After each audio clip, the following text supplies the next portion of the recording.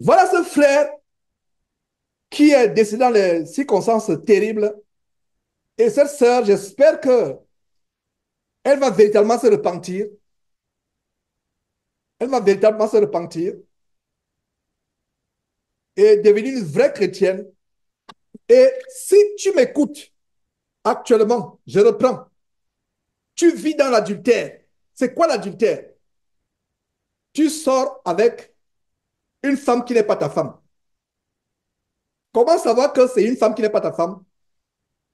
Soit elle est mariée à quelqu'un d'autre, tu sais, et tu trompes son mari en cachette. Comme actuellement, l'un des réseaux d'adultère le plus grave dans le monde, c'est les fausses églises. Tu connais quelqu'un, chaque fois que je demande, mais comment vas-tu? Etc. Madame va bien. Chaque fois, il te dit, madame à l'église. Chaque fois, madame à l'église, madame à l'église. Même s'il est minuit, 1 heure du matin, madame à l'église.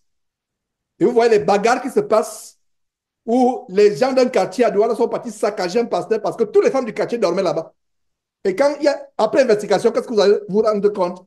C'est que les femmes aujourd'hui prennent les subterfuges d'église pour tromper leur mari. Donc, l'adultère, c'est quoi? Tu sors avec une femme mariée, soit que tu es marié avec elle, soit que vous vous fréquentez, c'est l'adultère.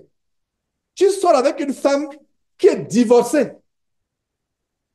Tu te maries avec une femme qui est divorcée, son mari vit toujours, c'est l'adultère. Comme par exemple, il y a un cas flagrant parmi les faux pasteurs.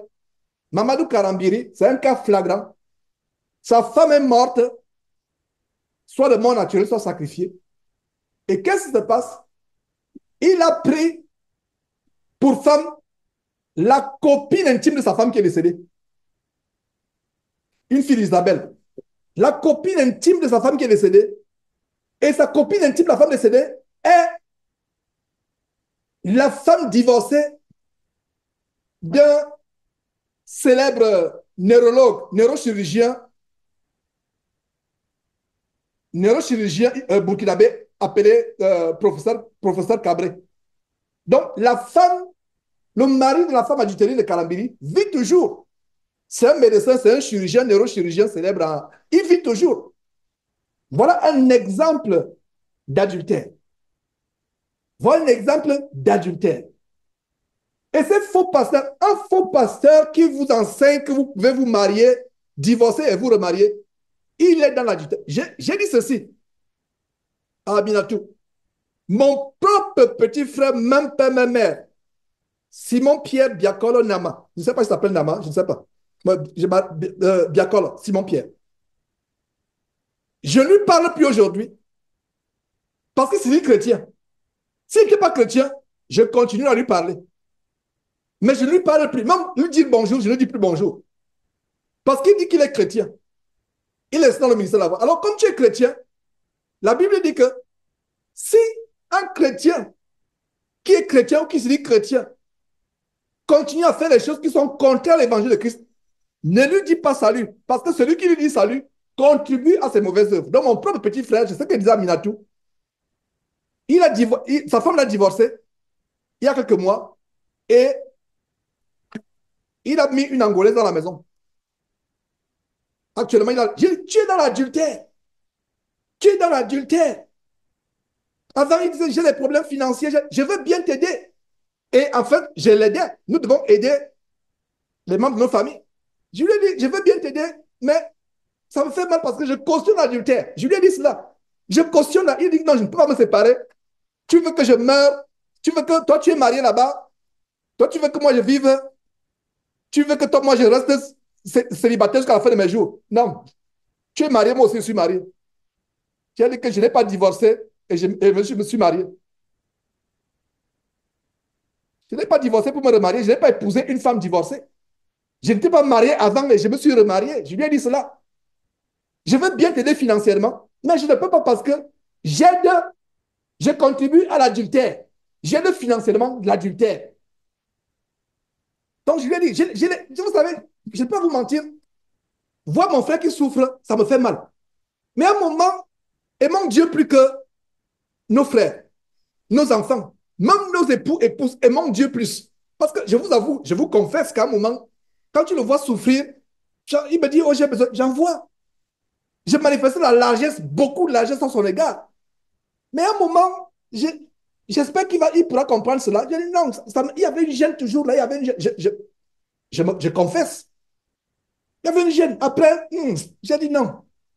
C'est comme si je cautionnais, c'est comme si je finançais l'adultère. C'est comme si, à un moment, je lui ai dit non. Ton mariage là, ça pose des problèmes.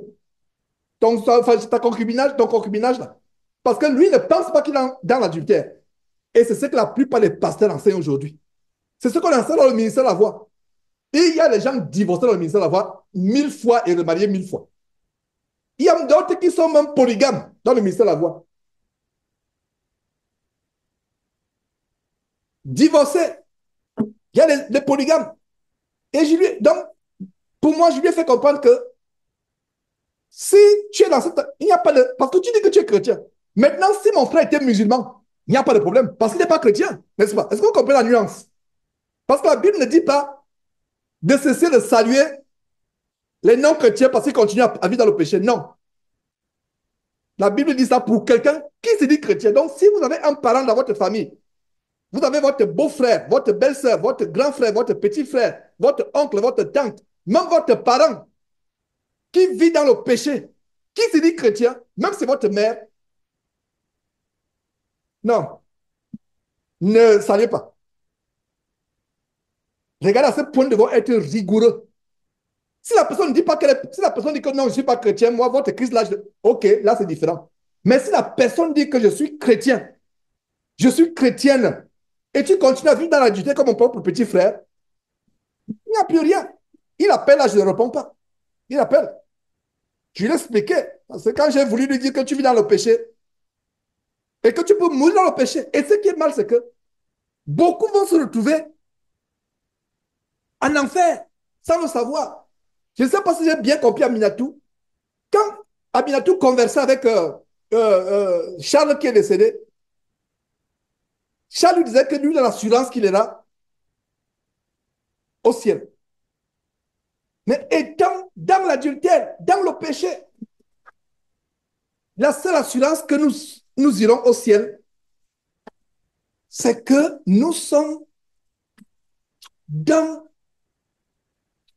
dans la repentance.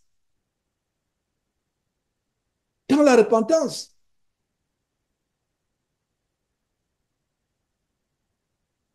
Euh, un instant, je sais que, voilà. Is good over there?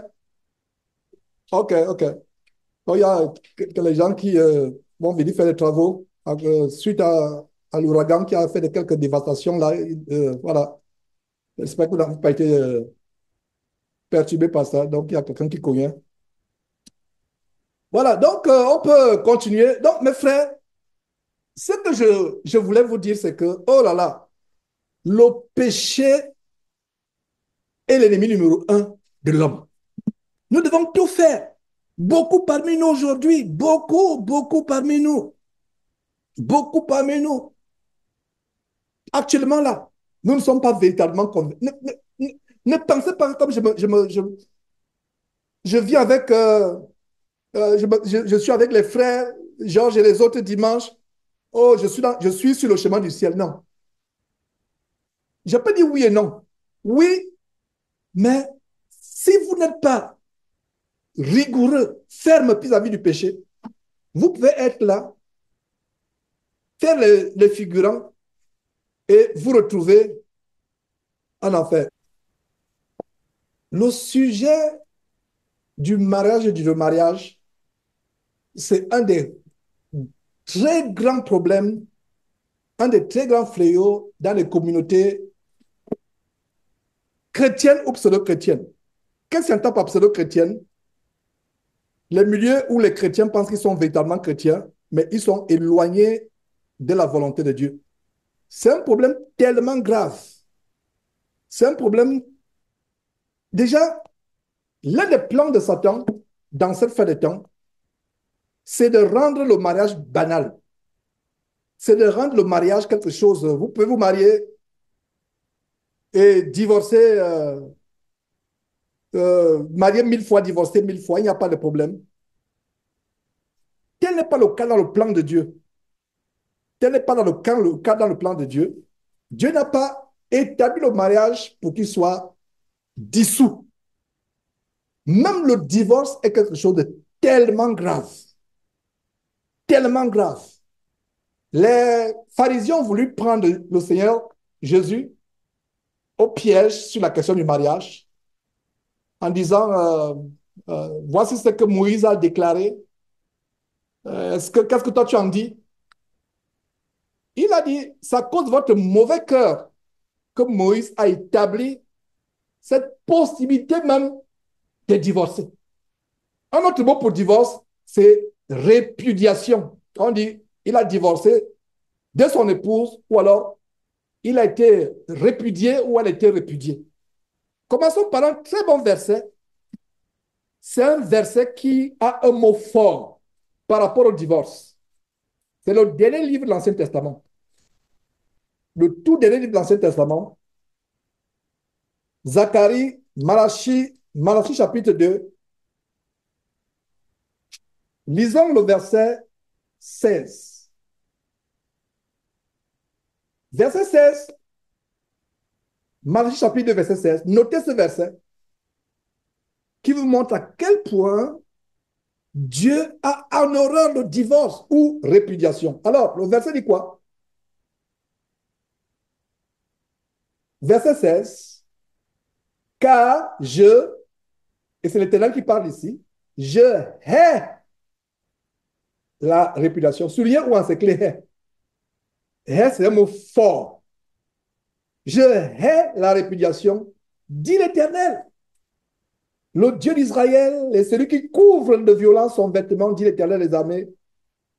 Prenez donc garde à votre esprit. Ne soyez pas infidèles. Le verset termine en disant, ne soyez pas infidèles. Alors, ma compréhension de ce verset, c'est que un frère qui divorce sa femme, je parle d'un frère, je ne parle pas des non-chrétiens. Un frère qui divorce sa femme est un infidèle. Une femme qui se sépare de son mari est infidèle.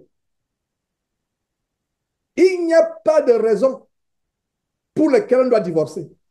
Quelqu'un va me dire, ah Georges, mais le Seigneur a pris l'exception de l'adultère. Et c'est ça que mon pauvre petit frère Simon Pierre me disait, non, ma femme a été adultère. Ok, elle a été adultère.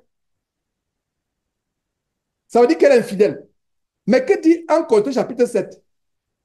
Si l'incroyant part, qu'il part, la femme adultère, ce n'est pas toi qui vas la mettre à la porte parce qu'elle a adultéré.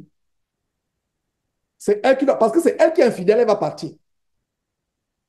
Beaucoup de frères en Christ prennent cet exemple, me disent, non frère, j'ai divorcé parce qu'elle était infidèle. Et le Seigneur Jésus a dit, l'exception pour divorcer, c'est si elle est infidèle. Que dit la parole de Dieu? Et c'est le Seigneur Jésus, le même Seigneur Jésus qui dit sa bouche, si ton frère a péché contre toi 70 fois, tu vas leur pardonner combien de fois? 70 fois. 70 fois, 7 fois. Ma compréhension, c'est que indéfiniment. Il n'y a pas de péché qu'on ne puisse pardonner. Quelqu'un va me dire, mais Georges, elle n'a même pas demandé pardon. Elle ne voulait même pas demander pardon. Elle était orgueilleuse, elle était rebelle. J'étais obligé. Comment? Donc, frère Georges, comment je vais faire? Je vais continuer à me souiller, elle apporte les maladies de dehors, elle va dans mon homme. J'ai jusqu'à choper une maladie, une MST. J'ai jusqu'à choper. Il dit non. Maintenant, si tu décides, par exemple, parce que ta femme mène une vie sale, de ne plus la connaître physiquement, mon opinion à moi, Georges, je dis bien que mon opinion à moi, Georges, c'est que tu ne peux pas t'immiscer à la souillure. Tu peux dire à ton épouse infidèle qui va dans mon homme, mon corps est un temple saint. La souillure que tu vas colporter de gauche à droite, je n'aimerais pas m'associer à cette souillure. Donc, tant que tu es sous mon toit et tant que tu ne répands pas, je ne peux pas contribuer à cette souillure. Ça, c'est différent de divorcer. Divorce, ça veut dire que tu dis, comme ma femme est infidèle, je la mets à la porte. Et remarquez que quand Jésus traite ce sujet de divorce en cas d'adultère, Jésus s'adressait aux pharisiens. Il s'adressait à la foule. Il ne s'adressait pas directement à ses disciples. Parce qu'un vrai chrétien, par la grâce de Dieu, n'épousera pas une prostituée qui va le tromper de gauche à droite. Maintenant, il y a une exception. Ceux qui sont mariés n'étant pas convertis. Ceux qui sont mariés n'étant pas chrétiens. Ça, c'est l'exception. Mais dans le plan de Dieu, parce que commençons par l'ordre des choses, le plan de Dieu, et nous voyons ici quoi? Je hais, je hais la réputation. C'est un mot fort. Quand Dieu dit qu'il hait, il hait. Donc, tous les frères en qui soi-disant, qui sont divorcés. Et il y a même des églises qui cautionnent le divorce. Il y a même des pasteurs qui cautionnent le divorce. Il y a des pasteurs qui, convoitant une seule en Christ, voulant épouser une seule en Christ, la fait divorcer pour l'épouser. Ou alors fait divorcer une seule en Christ pour la donner à son fils, ou pour la donner à son petit frère, ou pour la donner à un ancien dans l'église. Incroyable. Ces maisons de joie, ces maisons d'habitation, ces bordels sont des choses où toutes sortes d'abominations se passent. Le divorce est quelque chose que Dieu est au plus haut point. Donc, relisons ce verset deux fois avant de sortir de là. Malachie chapitre 2, verset 16. Notez ce verset, s'il vous plaît. Dieu dit quoi? Car je hais la répudiation ou le divorce. Et le verset termine en disant, ne soyez pas infidèles. Donc, si vous faites la liaison entre répudiation et infidèle, il n'y a que les infidèles qui répudient leurs épouses. Il n'y a que les infidèles qui se séparent de leur mari ou de leur femme. Il n'y a que les infidèles qui divorcent. Là, c'est le point du divorce. Maintenant, examinons, rappelons les versets, nous connaissons tous ces versets, les versets bibliques par rapport à l'adultère. Nous allons mettre l'adultère et le divorce ensemble. Donc, j'ai commencé par définir, par vous montrer comment Dieu est le divorce. Maintenant, qui ne connaît pas, surtout vous qui avez été catholique comme moi, la seule chose positive que les catholiques enseignaient quand on faisait la catéchèse, c'est les 10 commandements. J'ai récité les 10 commandements par cœur, bien de façon à me comprendre ce que c'était. J'avais 9 ans ou 10 ans. L'un des commandements, ceux qui disent, ils attendent pas 10 commandements dans Exode chapitre 20, nous voyons dans Exode chapitre 20, au verset 14, tu ne commettras point d'adultère. J'espère que vous êtes dans Exode chapitre 20, verset 14, tu ne commettras point. Il n'est pas dit, tu ne commettras pas. Tu ne commettras point. Il y a une différence entre pas et point. Parce que quand la Bible dit pas et la Bible dit point, il y a une différence. Quand vous lisez point dans la langue française, c'est de manière radicale. Il n'y a pas d'exception. Il n'y a pas d'exception. Quand la Bible dit pas, peut-être que Dieu, il y a des choses que Dieu peut tolérer, peut considérer. Mais quand il a dit point, il n'y a pas d'excuse. Il n'y a pas de justification. Oh, j'ai été obligé de tromper mon mari parce qu'il ne me regardait plus. Non, il n'y a pas de justification. Je vais sur Internet regarder la pornographie avec les prostituées parce que ma femme ne me sert plus à manger comme elle me servait à manger. Non. Que ta femme ou ta femme pas, tu n'iras pas. Il n'y a pas d'excuse. Parce que vous comprenez, il n'y a pas d'excuse. Parce que je suis là, parce qu'il y a les gens, vous ne savez pas quel genre de raisonnement je reçois quand je conseille les frères et sœurs. Ah, frère, tu vois, j'ai eu un moment de faiblesse. Mon mari ne me regarde plus. Vraiment, donc tu voulais que je fasse comment? Hein? Quelqu'un même quelqu'un qui a dit, mon mari ne donnait plus l'argent de la popote. Mon mari ne donnait plus l'argent de la ration alimentaire. Je devais faire comment pour nourrir les enfants? Donc, il fallait que j'aille me prostituer. Une soi-disant croyante. Une soi-disant. C'est-à-dire que même s'il faut mourir de faim, tu vas mourir de faim. Il n'y a rien à faire, il n'y a pas d'exception. Devant Dieu, il n'y a pas de justification. Donc, tous les justificatifs qu'on donne, j'ai trompé ma femme parce que, reconnais seulement et repens-toi, demande pardon à Dieu. Tu empires ta situation si tu argumentes. N'argumente même pas. Oh Seigneur, j'ai fait quelque chose de grave. J'ai trompé mon épouse, j'ai trompé ma femme, selon que tu es homme ou femme. Tu demandes pardon à Dieu. Quand tu te mets à justifier là, tu veux justifier pour faire plaisir à Georges? Non, ne cherche pas à me faire plaisir. Cherche à faire plaisir à Dieu. Ne justifie pas. Dis, frère, je ne sais pas ce qui m'a pris vraiment, mais je ne conteste pas. J'ai commis une abomination et le péché d'adultère est puni de mort, comme l'homosexualité, comme la désobéissance aux parents. Voilà les péchés qui sont punis de mort. Alors, tu ne commettras point d'adultère. Regardez, est-ce que vous avez souligné point? Point, ça veut dire qu'il n'y a pas d'exception, un temps soit peu. Il n'y a pas d'exception. Tu ne commettras point d'adultère. Maintenant, après ce verset, c'est les rappels. Lévitique chapitre 18, verset 20. Lévitique chapitre 18, verset 20 annonce déjà les enseignements de Jésus sur le mariage et le remariage. Dans Lévitique chapitre 20, qu'est-ce que nous voyons? Tu n'auras point de commerce avec la femme de ton prochain pour te souiller avec elle. Regardez le mot souiller. La souillure, la saleté, la souillure. Tu vas avec une femme qui n'est pas ta femme. La Bible appelle ça quoi? La souillure, la saleté. Et vous femmes,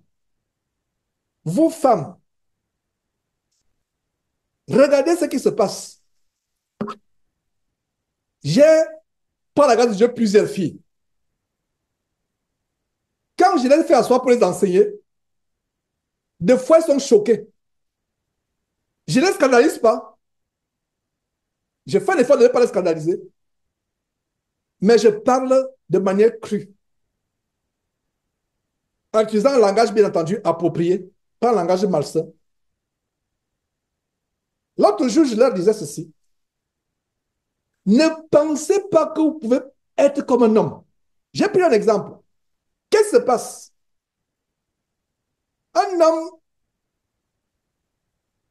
un garçon du quartier se met là derrière.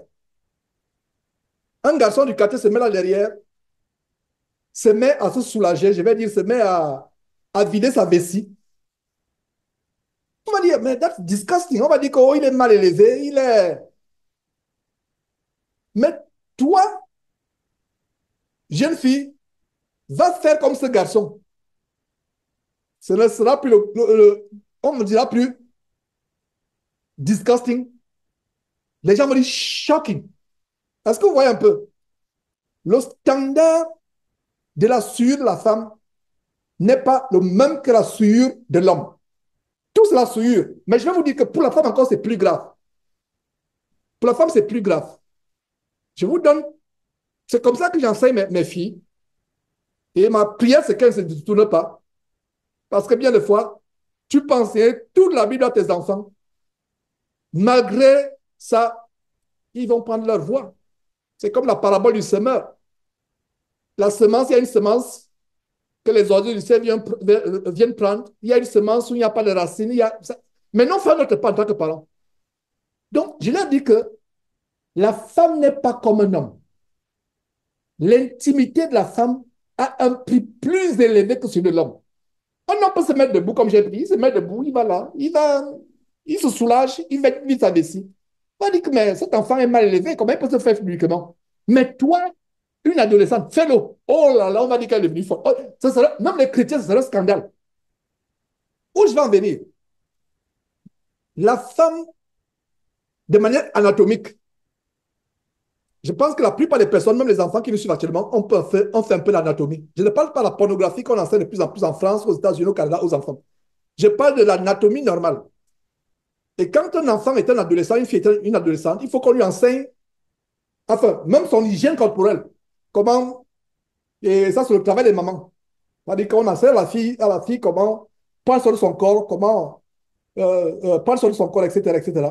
Surtout quand elle il y a les bouleversements hormonaux, etc. Il faut qu'on lui enseigne de pas bien parler son corps. Alors, regarde le corps de la femme et le corps de l'homme. Sur le plan anatomique, je vais utiliser des images. Enfin, nous sommes sur le plan de la souillure. Les deux se souillent, mais la souillure de la femme est plus intense. Parce que Dieu a fait la femme de telle manière que l'anatomie de la femme est faite de telle manière que la femme est le récipient, l'homme est celui qui remplit le récipient. Je ne peux pas aller plus loin que ça. Je pense que vous comprenez. L'homme est le récipient, l'homme n'est pas le récipient, excusez-moi. La femme est le récipient, l'homme n'est pas le récipient. Qui est plus sale, qui est plus exposé à la saleté? Les deux sont exposés. Mais qui est plus exposé? Celui qui jette les ordures ou celui qui reçoit les ordures? C'est celui qui reçoit les ordures, n'est-ce pas? J'espère que ces choses ne sont pas tellement enseignées, mais j'aimerais vous enseigner cela, surtout les jeunes gens, les adolescents, et c'est des enseignements que les parents doivent commencer à enseigner aux adolescents et dire que non. Parce que les jeunes filles aujourd'hui veulent faire comme les jeunes garçons. Le jeune garçon, parce qu'il y a la Bible qui dit les jeunes gens ne doivent pas répandre leur souillure sur les places publiques. Voilà. L'homme répand. Est-ce que la femme répand? Elle ne répand pas. La femme est un seau. C'est une assiette. C'est comme une mare. Elle reçoit. Et toutes les saletés. Et aujourd'hui, tu reçois ici, tu reçois là, tu reçois là, tu reçois là, tu reçois là, tu reçois là. Le seul récipient que tu es, jeune fille, ce récipient, tu dois le garder pour ton mari plus tard. Pour un seul homme, pas deux. Pas deux. Voilà la parenthèse que j'ai ouverte du fait du mot souilleux. Ce souille, l'homme qui va verser sa souillure sur les places publiques à gauche, à droite, la Bible dit que la personne se souille. Mais les deux se souillent. La souillure de la femme est plus grave que celle de l'homme.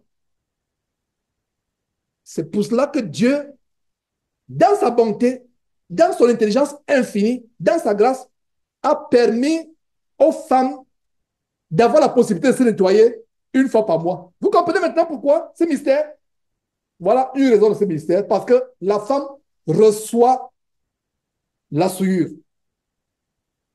Elle reçoit la souillure. Maintenant, comme elle reçoit la souillure, elle doit, une fois par mois, purifier le corps.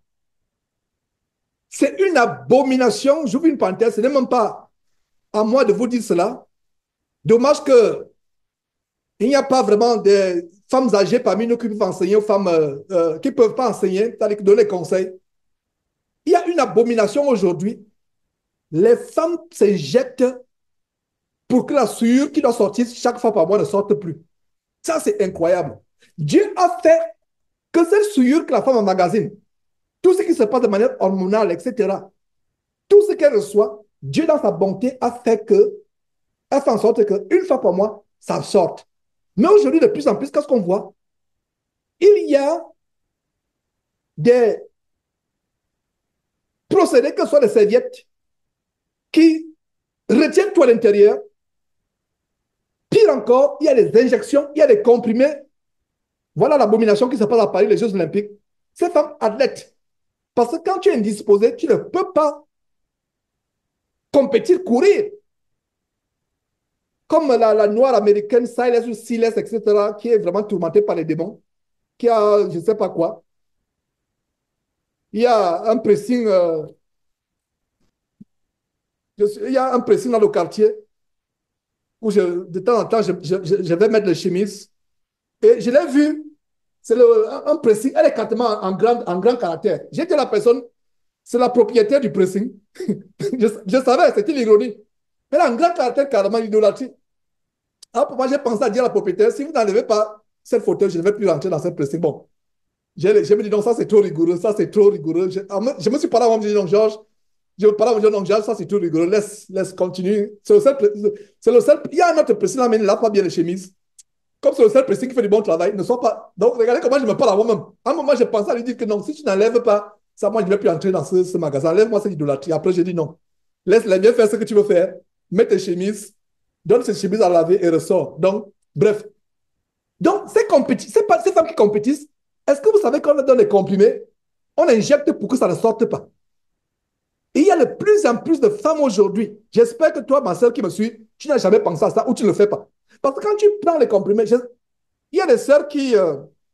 j'enseignais une fois, ma propre grande sœur qui ne vit plus, Clémentine, j'enseignais sur la femme qui avait une perte de sang pendant 12 ans. Elle a été touchée par cet enseignement. Elle me dit, Georges, tu ne peux pas savoir ce que c'est. Il n'y a qu'une femme qui peut comprendre la délivrance de cette femme. 12 ans. J'avais calculé 12 ans fois. Quand je lui enseignais, j'avais pris la calculatrice, j'ai calculé 12 ans fois 300. Ma propre grande soeur, je lui enseignais cela. 12 ans fois 366 jours, ça fait 4000 jours. Clémentine me dit, nous femmes, je vais t'expliquer ce qui se passe. Tu ne peux pas comprendre, tu ne comprendras jamais cela. C'est quelque chose qui nous gêne. À un moment, tu te sens même dégoûté. À un moment, tu sens ton corps bizarre. Tu sens ton corps bizarre. Tu sens ton corps bizarre à ce moment. Elle dit, ah bon? Elle me dit, oui. Donc, et elle aussi, elle m'a fait comprendre encore la délivrance que cette femme, en Marc chapitre 5, la femme qui était malade pendant peu de sang. Parce qu'elle dit, parce que Dieu a prévu 7 jours d'écoulement, de purification de ton corps. Toi, femme, si ça dépasse 7 jours, il y a un problème, ça veut dire que tu es malade. Dieu a établi 7 jours. Ça veut dire que même au temps de Moïse, quand ça dépassait 7 jours, tu devais te présenter sur le sacrificateur pour les cérémonies de purification. C'était bizarre. Donc Dieu a établi 7 jours. Quand c'est dans les 7 jours, c'est pas bon. Et aujourd'hui, je ne vais pas, c'est pas le cadre de l'enseignement aujourd'hui, j'ouvre des parenthèses qui peuvent édifier aussi. Il y a aussi le fait des règles douloureuses. Les règles douloureuses, ce n'est pas normal. Ce n'est pas normal. Donc, sœur, si tu as des problèmes de règles douloureuses, vois ça au sérieux. Prends ça au sérieux, prie Dieu. Et si vous avez des filles qui ont des règles douloureuses, maman chrétienne qui m'écoute, vois ça avec elles sérieusement. Bien des fois, il peut y avoir des portes ouvertes. Les règles, Dieu n'a pas... La seule douleur que Dieu a permis, c'est laquelle? La femme accouchera avec quoi? J'augmenterai les douleurs. Pourquoi? Parce que la femme a péché. Vous allez me dire, par exemple, que genre, la Bible n'a pas tout, mais je suis convaincu que, et je dis par expérience, j'étais confronté à des situations où les femmes ont des règles douloureuses, c'est les positions diaboliques. Soit c'est les positions diaboliques, soit il y a un problème. Soit les fibromes, soit les kystes qui se développent, soit c'est des attaques spirituelles venant du domaine de diabolique. Et la plupart du temps, les femmes qui ont les pertes, il y a aussi ça, exactement, ces choses-là, c'est des choses qui sont anormales, qui se découlent de son corps, ou alors il y a la douleur qui est accompagnée. Ça s'accompagne avec les rêves, le phénomène des maris de nuit. Ça va de pair. Ce n'est pas le sujet d'aujourd'hui. Je pense qu'un tel sujet mérite d'être enseigné avec les adultes, etc. C'est pour ça que je ne vais pas approfondir cela aujourd'hui. Mais c'est quelques détails. Vous voyez, la souillure, il y a beaucoup de catégories de souillure. Donc, j'ouvre une parenthèse pour conseiller les sœurs. Ne suivez pas la mode. Surtout que nous qui vivons dans les pays soi-disant développés sur le plan technologique, vous allez voir les publicités sur Internet. On dit non, vous pouvez faire ceci. C'est un mensonge. Dieu a permis au corps de la femme, c'est merveilleux. Et si vous trouvez ça dégoûtant, ça peut être dégoûtant de voir comment votre corps est en train de purifier, n'est-ce pas? Imaginez, vous avez une blessure et peut-être le puits sort de la blessure, c'est dégoûtant. Mais c'est quelque chose que Dieu a prévu. C'est rendre grâce à Dieu parce que vous savez que le corps est en train de se purifier. C'est une grâce. C'est le renouvellement du corps, c'est la purification du corps. Ton corps se purifie.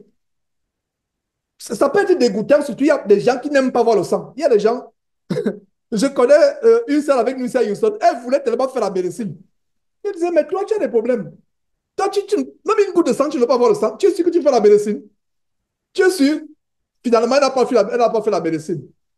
Tu es sûr que la médecine, il y a les gens, quand ils voient le sang, et vous aussi, même, il y a les gens, quand ils voient, même un petit bouton comme ça qui est percé, quand tu vois le sang, ah! Mais pour le cas des femmes, c'est quelque chose qui est une bénédiction. Ça veut dire que Dieu a établi un cycle de renouvellement. Ça, tu sens que ton corps se renouvelle et purifie. Donc, conclusion, j'ouvre une parenthèse. C'est une abomination pour une femme de s'injecter ou de prendre les comprimés pour bloquer cela, comme celles qui compétissent aux Jeux Olympiques. Si vous ne le savez pas, les femmes qui courent, qui boxent, comme celle qui s'est fait casser le nez par un garçon. Oh là, je ne vois pas une panthère. Il y a tellement de panthères que j'espère que oh, il y a une qui s'est fait casser le nez par un garçon qui se prend pour une femme. Je ne sais pas. Tout le monde en parle aux États-Unis. Et vous savez que nous vivons actuellement aux États-Unis des moments de tension électorale. Ça veut dire que vous pouvez sentir la tension dans l'air. Tout le monde en parle. Tout le monde en parle. De bouche à oreille. Même les collègues au travail en parlent. C'est pour ça que vous ne pouvez pas, ça ne peut pas vous échapper. Cet Algérien qui pense qu'il est femme et qui compétit avec, je ne sais pas, une Italienne. Donc, il a, rien qu'en 45 secondes, selon ce que les gens disent, il a boxé un coup de poing, le nez cassé, la femme a démissionné. Pourquoi tu vas d'abord compétir avec un homme? Tu ne savais pas que c'était un homme? Bon, bref. Ces athlètes, si vous ne le savez pas, on les injecte parce que tu ne sais pas quand ça va arriver. La compétition dure 2 semaines, 2 mois. Donc, on les injecte. Et quand on t'injecte là pour que ça ne sorte pas, Dieu a fait que, une fois par mois, c'est une grâce, la saleté sort de ton corps. Maintenant, au lieu que la saleté sorte, ça reste. Et quand ça reste là, qu'est-ce qui arrive? Qui sait? Ça commence à passer. Cancer. Voilà pourquoi il y a le cancer. Voilà pourquoi la cause numéro 1 des maladies vénériennes aux États-Unis, c'est le cancer de l'utérus aux États-Unis. J'étais dans un dossier qui m'a choqué. On nous a avertis, on a dit que ceux qui ne peuvent pas travailler dans ce dossier, signalez-vous. Signalez-vous. C'est un dossier choquant. C'est à ce niveau, c'est-à-dire que les femmes américaines que vous voyez là, je vous dis, Dieu m'est témoin, je ne mens pas. Sur 10 femmes américaines, 8 ont le bas-ventre pourri. Et pourri, le mot est faible. Je ne vais pas utiliser un mot fort. 10 ont le bas-ventre pourri. À cause de quoi? À cause de ces choses-là. 10 ont, enfin, pardon, excusez-moi, sur 10, 8, 80%. Des maladies terribles. Au point où, en fait, le procès, c'était quoi? Johnson Johnson. Si vous avez des poudres pour bébé Johnson Johnson, mettez ça à la poubelle. C'est le numéro 1 des produits pharmaceutiques et pour bébé, les poudres Johnson Johnson.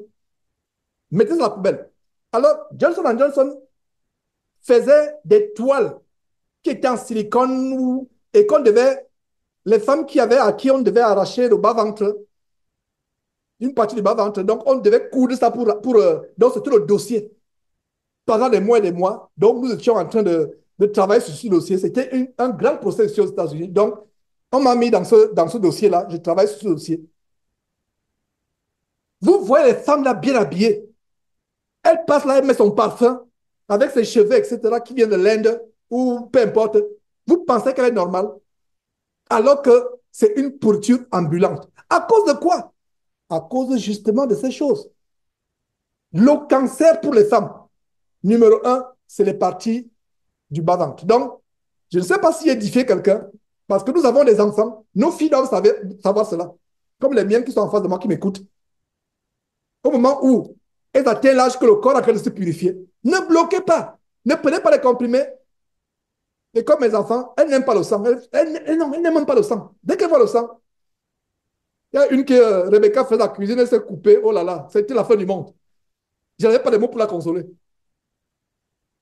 La blessure n'était pas aussi grande que ça. Mais elle était mourante. C'est aujourd'hui, la blessure n'était pas. Elle fait la cuisine, elle s'est coupée là. Ce n'était même pas aussi catastrophique que ça. Mais oh là là, non, c'était que Rebecca était mourante. En fait, qu'est-ce qui la choquait? C'était parce que le sang coulait. Donc, je comprends, il y a des gens qui n'aiment pas voir le sang. Il faut être un sorcier pour aimer voir le sang. Mais, jeune fille, sœur en Christ, ne prends jamais les comprimés. Pourquoi je le dis? Nous connaissons quelqu'un qui prenait les comprimés, quelqu'un qui faisait les comprimés pour que ça ne sorte pas. Et la personne se dit chrétienne. C'est pour ça que j'en parle. Ouais. Ne dites pas que Georges, mais quel est le chrétien ou quelle est la chrétienne qui peut faire ça? Il y en a. Donc, si tu faisais ça, tu te détruisais. Et la Bible dit que notre temple est le temple de Dieu. Vous voyez, excusez-moi, notre corps est le temple de Dieu. Donc, quand toi, tu bloques le processus de purification du corps, tu bloques, la saleté là doit sortir. La saleté. Parce que même à ce moment-là, c'était la loi au temps de Moïse. L'homme devait rester à l'écart. L'homme devait rester à l'écart, ne pas s'approcher. Il y a des gens qui vont me dire que non, c'était au temps de Moïse. La logique derrière ça, c'est que c'est le moment pour la femme de se purifier. Donc, il faut laisser ce temps pour que le corps se dégage de ses impuretés. Et j'insiste là-dessus. Peut-être que je viens de sauver une femme du cancer au moment où je vous parle. C'est pour ça que cette parenthèse est importante. C'est pour ça que c'est important. Je viens peut-être de sauver une femme du cancer, tant ça va rendre compte. Peut-être que ce n'est pas tard. Donc, si tu as des comprimés, peut-être parce que le boulot, c'est. Parce qu'il y a beaucoup de femmes ont raison. Ça me gêne au boulot, ou alors j'ai un voyage, peu importe les raisons que vous pouvez faire. Il n'y a pas de raison. Ne prenez pas de comprimés pour bloquer cela. Et maintenant, c'est facile d'avoir les comprimés. Vous allez à la pharmacie, même votre gynécologue va vous conseiller cela. Et ce qui est incroyable, c'est que même les gynécologues conseillent. La preuve en est que ces femmes qui compétissent aux Jeux Olympiques, ce sont leurs médecins qui leur conseillent des comprimés pour bloquer. Comment quelqu'un qui a un doctorat en médecine ne sait pas, et c'est pour ça que vous savez, vous comprenez que la science de Dieu, c'est ce qui est meilleur. Tout ce que les hommes, ils peuvent être docteur en médecine, ils peuvent être docteur en médecine, mais au final, il, est, il ne sait rien. Donc, j'ai ouvert la parenthèse, je la ferme, sœur en Christ, si tu le faisais, ne le fais plus. Et même, demande même pardon à Dieu parce que tu le faisais. Laisse ton corps se nettoyer. C'est une grâce, c'est une preuve de la bonté de Dieu. Ton corps se renouvelle. Il peut y avoir des situations inconfortables pendant ces jours. C'est normal. C'est normal. Quand le corps se purifie, c'est normal. C'est gênant, c'est normal, mais à fin de compte, ton corps est renouvelé, purifié, propre, etc. C'est des choses qui ne sont pas enseignées. Mais si on n'enseigne pas ces choses, je n'aimerais pas avoir le sang d'une seule enquête sur ma tête. Oh, elle est morte. Elle est morte de quoi, cancer? Pourquoi le cancer? Oh, elle ne veut pas dire, c'est compliqué. C'est intime. OK. Mais en réalité, c'est que elle bloquait le processus naturel divin de purification de son corps. Retournons à ce qui m'a ouvert, qui m'a fait ouvrir la parenthèse. Retournons à ce qui m'a fait ouvrir la parenthèse, à savoir ceci. Lévitique chapitre 18, verset 20. Tu n'auras point de commerce avec la femme de ton prochain pour te souiller avec elle. Voilà le mot souillure. L'une des plus grandes catégories de la souillure dans la vie d'un homme, c'est la souillure sur le plan sexuel. Le seul endroit où les rapports sexuels sont bons, acceptables et divins, ce n'est pas avant mariage, ce n'est pas hors mariage, c'est uniquement dans le mariage. Avant le mariage, hors mariage, c'est la souillure. Et moi, nous parents, nous martelons cela. Nous martelons. Nous martelons. Comme nos filles, dès qu'elles sont à l'âge de comprendre cela, on les martèle, on dit, maintenant, nous on a fait notre part. Maintenant, si quelqu'un se détourne plus tard de ce que papa et maman ont dit, là, ce n'est pas notre problème. On n'est plus de leur sang. Et vous, parents, rappelez ces choses aux enfants. Ces choses qu'ils enseignent. Allez sur Internet, regardez les impuretés. C'est pas bon. Allez sur les sites de rencontres. C'est pas bon. Cherchez à avoir un copain sur Internet ou au lycée, au campus, ou je ne sais pas. C'est pas bon. Ne pensez même pas, même la pensée. Et nous allons voir comment, pour Moïse, l'adultère, c'était physique. La loi sur l'adultère. Mais la loi de Jésus est venue encore plus renforcée. Il y a des gens qui disent, Georges, avec ta bande là, vous êtes des légalistes. Vous nous attachez à Moïse. Je secoue seulement la tête. Je ne réponds pas parce qu'ils ne savent pas que la loi de Christ est plus grande que la loi de Moïse, est plus drastique. Je vous prends un exemple, je répète ces choses. Regardez un peu avec la loi de Moïse. Qu'est-ce que c'est un maître? Un meurtrier. Un meurtrier, c'est quelqu'un qui verse le sang, j'ai parlé justement du sang tout à l'heure, Un meurtrier, c'est quelqu'un qui tue, qui répand le sang de notre homme, qui a commis un homicide. C'est un meurtrier, c'est un assassin. Que dit la parole de Dieu pour nous chrétiens? Nous chrétiens sommes meurtriers comment? Quand tu hais seulement ton frère. Que ceux qui parmi nous actuellement ont la haine les uns envers les autres, qui se repentent parce qu'aux yeux de Dieu, ils sont comment? Ils sont des meurtriers. Voilà un exemple. Maintenant, pour Moïse, comme on va voir tout à l'heure, comme on a commencé à voir, quand tu vas avec la femme de ton prochain physiquement, il faut qu'on vous attrape en flagrant délit physiquement, tu as commis l'adultère. Mais pour Jésus, pour le Seigneur Jésus-Christ, si tu regardes seulement, tu regardes une femme dans la rue ou sur Internet et tu la convoites dans ton cœur, tu as déjà commis l'adultère. Regardez comment la loi de Jésus-Christ est plus drastique, est plus vigoureuse, est plus sévère que la loi de Moïse. Et beaucoup de faux chrétiens ne comprennent pas cela. Ils disent que oh, vous êtes légaliste, vous nous attachez à la loi de Moïse. Je vous dis quelque chose, peut-être ça va vous choquer. C'est même mieux encore qu'on s'attache à la loi de Moïse. Parce que la loi de Moïse n'est pas plus sévère que la loi de Jésus-Christ. Est-ce que vous comprenez? La loi de Jésus-Christ est plus sévère. Alors, ce verset nous dit quoi? Tu n'auras point, verset 20, Lévitique chapitre 18, verset 20, tu n'auras point. Et regardez, point. Rappelez-vous, qu'est-ce qu'on a vu en Exode chapitre 20, verset 14? On a vu, tu ne commettras point. Encerclé point dans Exode chapitre 20, verset 14. Maintenant, encerclé aussi point, Lévitique chapitre 18, verset 20, tu ne commettras point, tu n'auras point de commerce, point. Il n'est pas dit pas, avec la femme de ton prochain. Maintenant, expliquons ce que c'est la femme de ton prochain. La femme de ton prochain est la suivante. Soit elle est mariée, elle est encore sur le toit d'un homme, c'est la femme de ton prochain. Est-ce que vous comprenez? Ça, c'est la première définition de la femme de ton prochain. Une autre définition sur laquelle la plupart des chrétiens et la plupart des soi-disant églises ferment les yeux, c'est une femme divorcée. La femme de ton prochain, c'est aussi une femme répudiée, divorcée, dont le mari meurt. Vous savez ce qui met fin au mariage? C'est que la mort. Et la première femme avec qui vous vous êtes engagé, le premier mari avec qui toi, sœur, tu t'es engagé dans les liens du mariage, c'est celui-là que Dieu voit. Tout ce que vient après là, c'est l'adultère. Dieu voit le départ. J'espère que je suis clair. Dieu voit le premier homme ou la première femme avec qui toi, homme ou femme, tu t'es engagé. C'est le tout premier. Il y a eu l'échange de vœux d'engagement. Vous êtes pris comme mari et femme. C'est le tout premier que Dieu voit. Tout le reste là, c'est l'adultère. Alors, le tout premier là, si cette femme était mariée, son mari l'a répudiée ou c'est elle qui a divorcé, qu'est-ce qui se passe? Elle ne peut plus se remarier. Elle ne peut plus se remarier. Elle ne peut plus se remarier.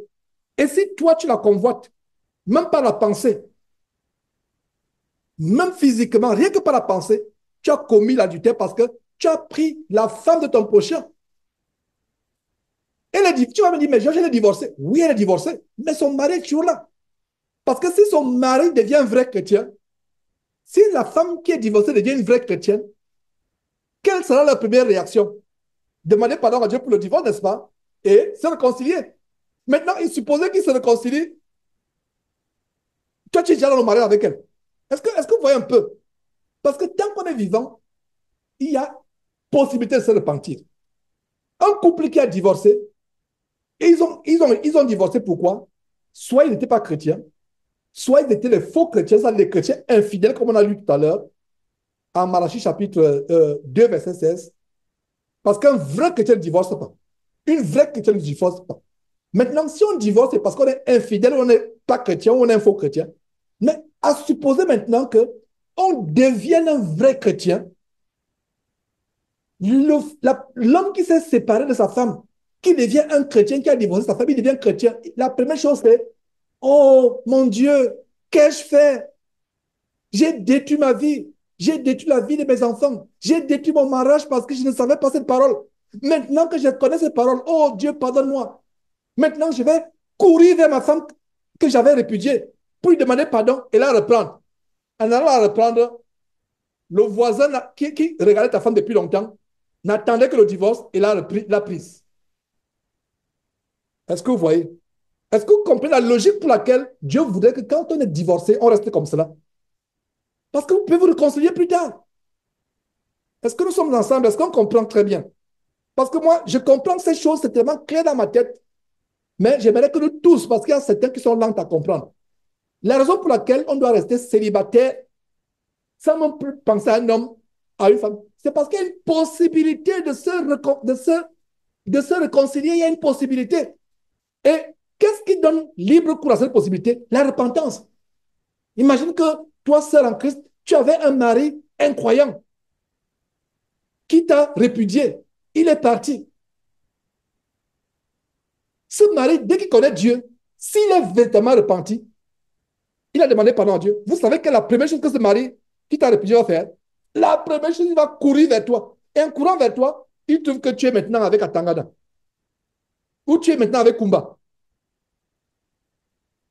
Non, il y a un problème. Il y a un problème, n'est-ce pas? Donc, il n'y a pas possibilité. J'espère que c'est des choses. Je donne ces enseignements depuis des années. J'ai donné, mais un frère nous a quittés justement en vivant dans ce dont je mets en garde. Poursuivons avec un autre verset, mes frères et sœurs. Lévitique chapitre 20. Là, on vient de lire Lévitique chapitre 18, verset 20. Mais allons dans Lévitique chapitre 20 qui va plus loin. Qui va plus loin. Parce que Lévitique chapitre 18 parle d'avoir le commerce avec la femme de ton prochain. Femme de ton prochain, quand tu sais que la femme là est la femme du prochain, oh là là, une femme du prochain, c'est quoi? La femme du prochain, c'est la femme avec qui il y a une alliance. La femme, parce qu'on devient copine, ce n'est pas femme. Parce que quand copine, c'est la fornication, mais quand on dit femme, femme, c'est autre chose. Femme, ça veut dire qu'il y a une alliance qui a été établie. Et on ne brise pas cette alliance. Alors, Lévitique chapitre 20, verset 10. Si un homme commet un adultère avec une femme mariée, voilà, une femme mariée, s'il commet un adultère avec la femme de son prochain, l'homme et la femme adultère seront punis de mort. Voilà la condamnation à mort qui est établie dans Lévitique chapitre 20, verset 10. L'homme et la femme sont punis de mort. Punis de mort. Et aujourd'hui, Dieu ne punit pas comme c'était au temps de Moïse, parce que punir de mort, ça veut dire qu'on devait les lapider, on devait les amener sur la place publique. Les gens devaient prendre des pierres ou des bâtons ou des morceaux de fer, on devait les lapider, les tuer. Mais aujourd'hui, ce commandement est toujours là. Voilà un frère parmi nous. Il est mort dans l'adultère. Humainement, on va dire qu'il avait l'épilepsie. Non, non, non, non, non, non. Pour moi, ce n'est pas l'épilepsie. Parce que Dieu guérit l'épilepsie. L'épilepsie déjà est associée au démon.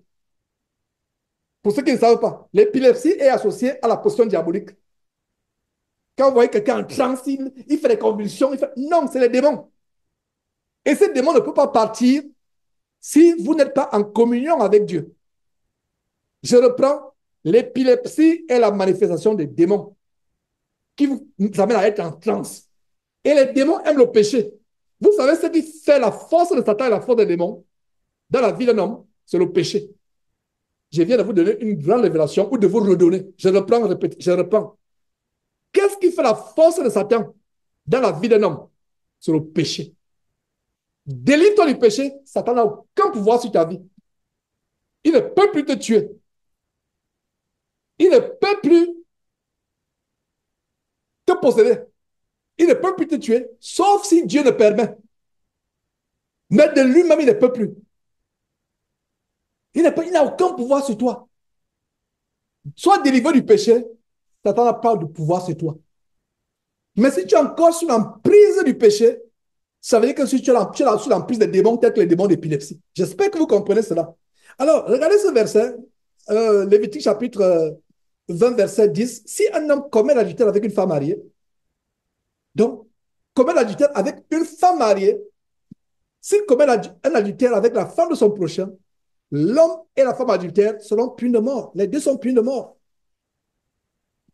Les mêmes versets. C'est les versets que vous connaissez. Deutéronome donne une autre version de ce commandement. Deutéronome chapitre 22 donne une autre version de ce commandement qui dit quoi? Chapitre 22, verset 22, c'est facile à retenir. Deutéronome 22, 22. Si l'on trouve un homme, ça c'était au temps de Moïse, dès qu'on devait trouver l'homme physiquement, si on l'homme trouve, c'est-à-dire que quelqu'un vous a trouvé, donc les adultères au temps de Moïse devaient bien se cacher. Ils devaient bien s'assurer qu'ils sont cachés parce qu'ils savaient que si on les trouve, oh là là, c'est terrible. Aujourd'hui, les gens n'ont pas, les soi-disant chrétiens n'ont pas besoin de se cacher. Ils n'ont pas besoin de se cacher. Les adultères se passent même en pleine église. Il y a des vidéos où vous voyez un homme en pleine assemblée, la caméra capture ses yeux qui sont en train de langourer sur une femme qui est en train de turbiner le corps comme un démon. Aujourd'hui, mais au temps de Moïse, ces gens qui étaient pécheurs, ils devaient bien se cacher. Aujourd'hui, on n'a pas besoin de se cacher parce que le Seigneur Jésus a dit, si tu penses, rien que ta pensée, et ta pensée n'est pas cachée au Seigneur Jésus-Christ. Ta pensée n'est pas cachée à Dieu son Père. Depuis le ciel, il te voit clairement. Jésus-Christ te voit, son Père, Dieu te voit, il te voit clairement. Mais au temps de Moïse, Deutéronome chapitre 22, verset 22, c'est facile à retenir ce verset. Si l'on trouve un homme couchant avec une femme mariée, c'est-à-dire qu'un homme, on surprend qu'ils sont couchés, peu importe l'endroit, ils mourront tous deux. Ils feront quoi? Ils mourront. L'homme qui a couché avec la femme, et la femme aussi, tu ôteras ainsi le mal du milieu d'Israël. Ce verset me fait peur. Nous, Église, quand on se réunit dimanche là, nous sommes Israël. Ça veut dire que pendant des jours, pendant les semaines, je ne sais pas si ce frère, je ne sais pas si c'est pendant 1 an ou 2 ans qu'il se réunissait avec nous tous les dimanches, ou quelques mois, mais il était fidèle dernièrement là. Ça veut dire qu'il y avait le mal parmi nous. Nous qui sommes présentement, autant le mal parmi nous. Il y a des frères qui disent non, Dieu ne punit plus comme au temps de Moïse. Nous avons un cas. J'enseigne ce dimanche avec un cas palpant de ce que un frère a été puni de mort. Que quelqu'un ne me dise pas que c'est l'épilepsie. Non, l'épilepsie c'est quoi? Donc, tu viens, tu crois en Dieu et tu as encore les démons d'épilepsie. Parce que l'épilepsie c'est les démons. Malgré ce que les médecins disent que non, c'est parce qu'on avait couru la tête, le crâne s'est affaissé, c'est ce qui cause l'épilepsie. Non. Le bâton a été une porte ouverte aux démons. Derrière ce bâton, c'est un démon de violence. Dans les bagarres, il y a les démons derrière les bagarres, les querelles. Le grand frère Jacques nous révèle ça dans son livre. Quand il y a les querelles, quand il y a les bagarres, la violence, c'est les esprits démoniaques, c'est Satan qui est derrière. Le frère Jacques nous révèle ça dans son épître, n'est-ce pas? Donc, quand il y a un bâton qui est tapé sur la tête, comme c'est le cas avec Charles, ce bâton, cette violence a ouvert la porte à un démon d'épilepsie qui le tourmentait au point où, en France, il devait prendre les médicaments au moins 2 fois par jour, selon sa compagne, entre guillemets. Mais s'il était délivré du péché, au nom de Jésus-Christ, toi, démon d'épilepsie, sors de ce frère au nom de Jésus-Christ. Le démon parle en courant. Je connais les personnes qui ont été délivrées des démons d'épilepsie. Et ce qui me fait mal, c'est que Satan a maintenu ce frère dans la cachotterie de ce péché. Parce que j'avais été au courant, je l'aurais confronté et il se serait repenti par la grâce de Dieu. Et nous aurions chassé ce démon. Instantanément, ce démon part. C'est un démon, le démon d'épilepsie. Il se manifeste quand vous voyez quelqu'un en transe. Si vous avez, par exemple, votre enfant commence à être en transe, il convulse, la bave commence à sortir de la bouche, la bave de la mousse, comme le savon qui est moussant, commence à sortir. Maman, prends autorité. Jeune fille, même si tu es adolescente, cela arrive à ton petit frère. N'aie pas peur. Prends autorité. Les yeux commencent à convulser. La personne commence, on appelle ça en anglais seizure. Et c'est le problème numéro un ici aux États-Unis. 6 heures. En anglais, c'est 6 heures. Ça veut dire que tu es là, tu trembles, tu trembles. Non, c'est les démons. Donc, toi qui me suis, jeune homme, jeune femme, parent chrétien, si dans votre famille, il y a un enfant qui commence à se convulser, n'appelle pas. En France, vous appelez quoi? Le SAMU. Ici, c'est 911. 911. N'appelle pas le SAMU. J'espère que c'est le SAMU en France. N'appelle pas. N'appelle pas. Maintenant, si tu appelles, c'est que tu manques de foi. Parce que je ne dis pas que appeler le SAMU, c'est mauvais. Ne me comprenez pas. En ce qui me concerne, quand il y a un problème, ce n'est pas l'ambulance que j'appelle. J'appelle l'ambulance du ciel. Et ma prière, c'est que vous arrivez à ce niveau-là, où je n'ai plus besoin d'appeler l'ambulance. Non, ils vont venir faire quoi? Moi, j'ai l'ambulance du ciel. C'est elle que j'appelle. Et c'est facile. Et le code, c'est quoi? Qui connaît le code de l'ambulance du ciel? Jésus-Christ. Dès que tu dis Jésus-Christ, au nom de Jésus, non, ça arrête. On, on a vu les bienfaits. Quand tu prononces le nom de Jésus-Christ, même la maladie a peur. La maladie a peur.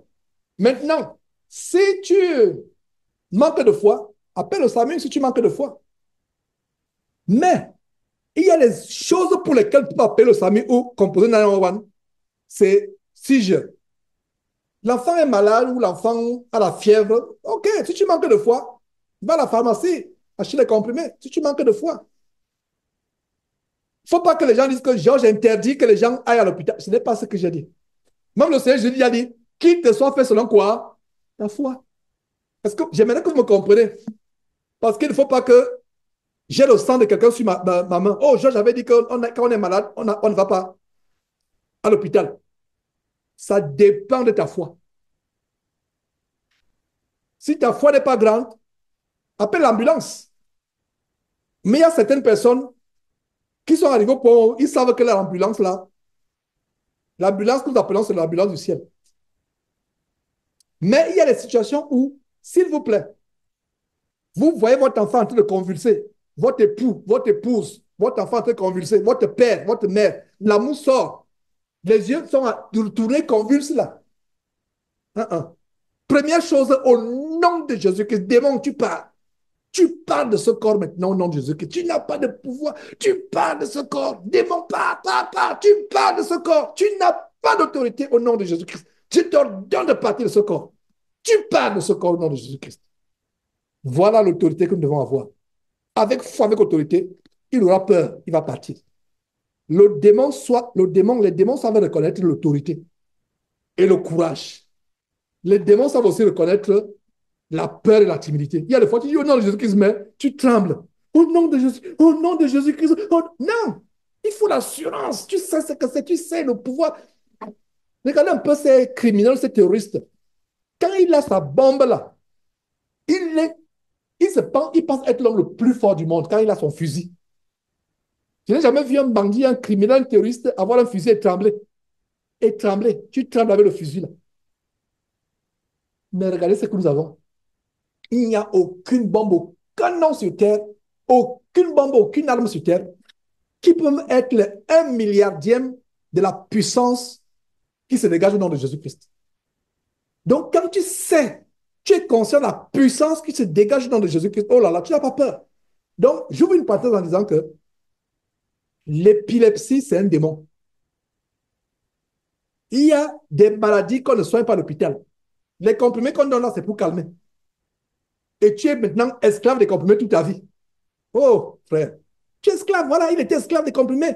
Matin, midi, il faut boire les comprimés. Tu es esclave. Il faut boire les comprimés maintenant, matin, tu bois les comprimés. Et si tu oublies, c'est tellement ridicule que vraiment, tu es maintenant esclave des comprimés. Non. Frère, sœur, j'ouvre une parenthèse, si tu es esclave des comprimés, mets ta foi en œuvre. Jésus-Christ, c'est pour la liberté que Jésus est mort sur la croix. Tu es maintenant en life support. Life support, ça veut dire que maintenant, des comprimés. Oh, cher époux, tu as pris les comprimés le matin. Ah non, j'ai oublié. Ah, toi aussi, tu ne fais qu'oublier. Tu vas encore mourir là. Non, n'oublie pas. Non, il n'y a pas de comprimés. Et ce qui est sûr, la merveilleuse épouse ne rappelle pas son cher époux. Est-ce que tu as prié le matin?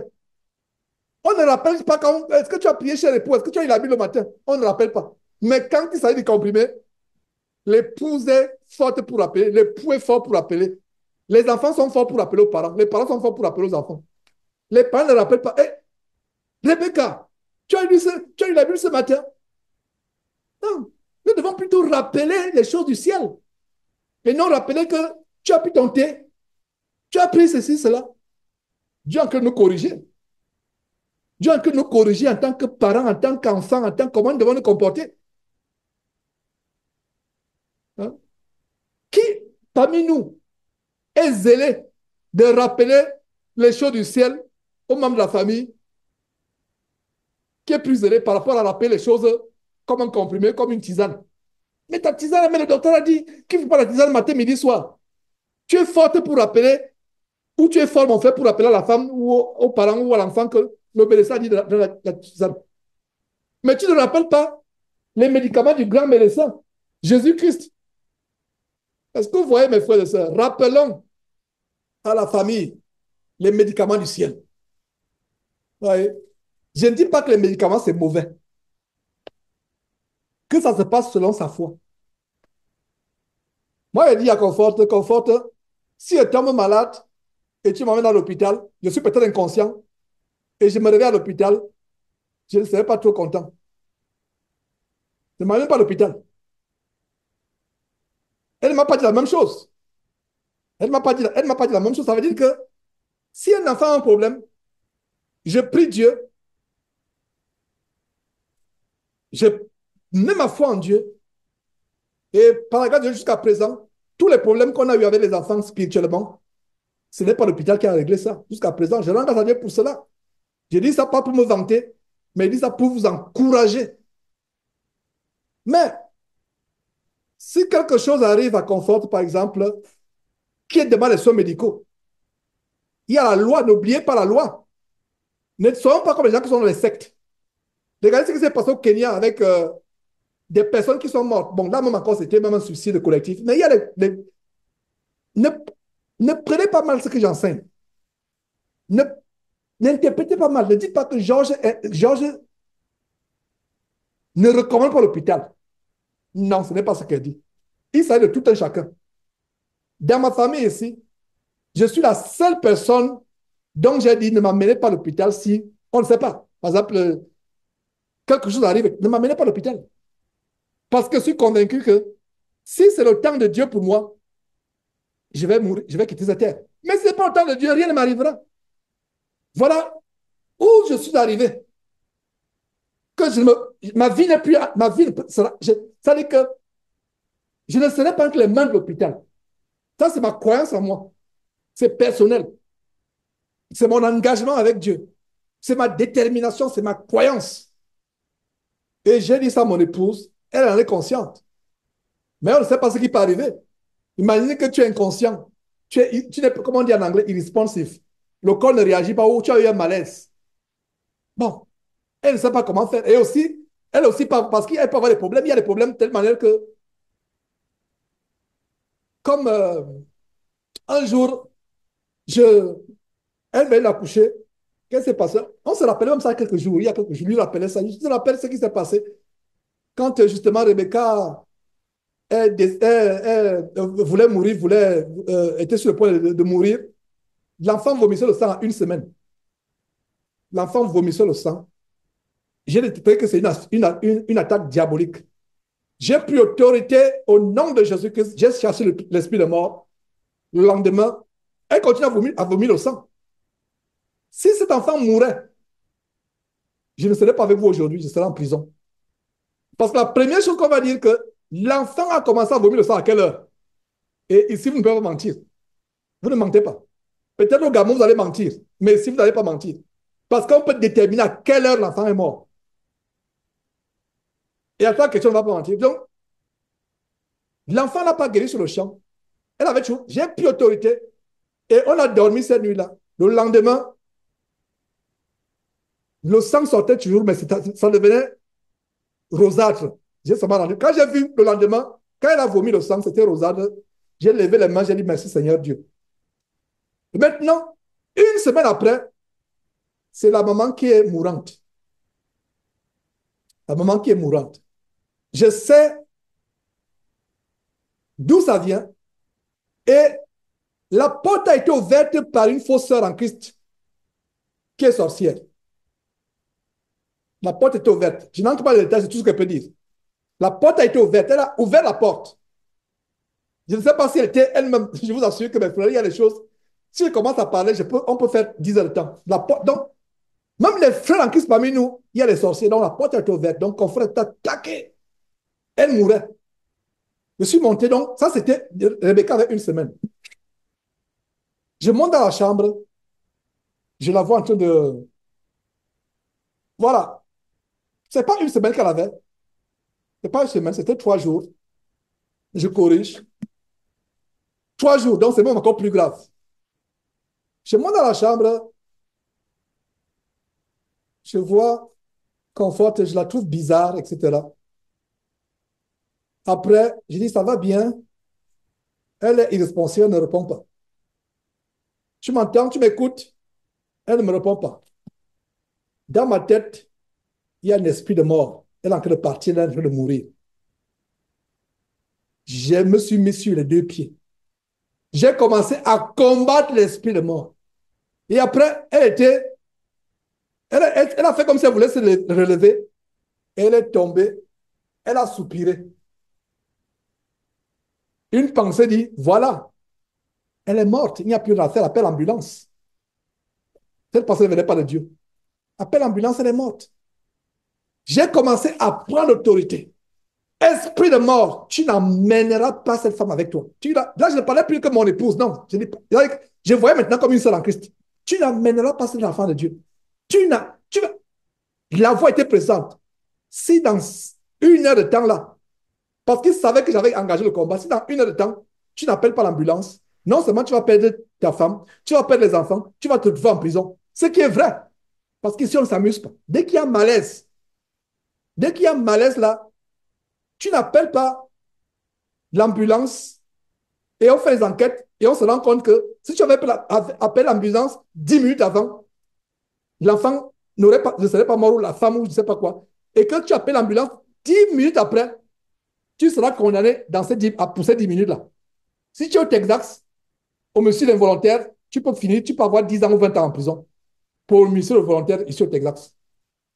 Donc, l'esprit démoniaque me parlait intérieurement. Je vous assure que j'ai lâché le bouquin, au moins je vous parle. L'esprit démoniaque me parlait. Que ta femme est morte, il n'y a plus rien à faire. Il n'y a plus rien à faire. J'ai dit au nom de Jésus-Christ. Si Dieu est Dieu, si Dieu est menteur, si le combat, ça fait combien? Ça n'a pas fait 1 minute de combat. Ça n'a pas fait 30 minutes. Ça n'a pas fait 1 heure. Ça a fait des heures. Donc, j'étais déjà criminel même. Ça a fait des heures. Et subitement, sursauté. Moi, j'ai eu peur. Sursauté. Georges, qu'est-ce qui arrive? Qu'est-ce qui s'est passé? Il n'y avait plus le pouls, il n'y avait plus rien. Il n'y avait plus. J'ai oublié le détail, quand elle s'est allongée, il y avait des larmes qui coulaient. Des larmes, donc les larmes seulement coulaient. Et plus tard, elle m'a confessé qu'en fait, les quelques jours qui ont précédé, elle sentait comment elle quittait cette terre. Elle sentait comment il fallait qu'elle se confesse. Donc, ça me dit, elle était dans un moment de repentance, de confession avec Dieu. Dit, Seigneur Dieu, s'il y a des péchés vraiment cachés dans ma vie, je sais que mon temps est arrivé. S'il te plaît, je n'aimerais pas perdre le salut. Je donne plus le temps. Dans ces jours-là qui ont précédé, elle était dans la repentance. Elle était dans la repentance. Ne sachant pas que les démons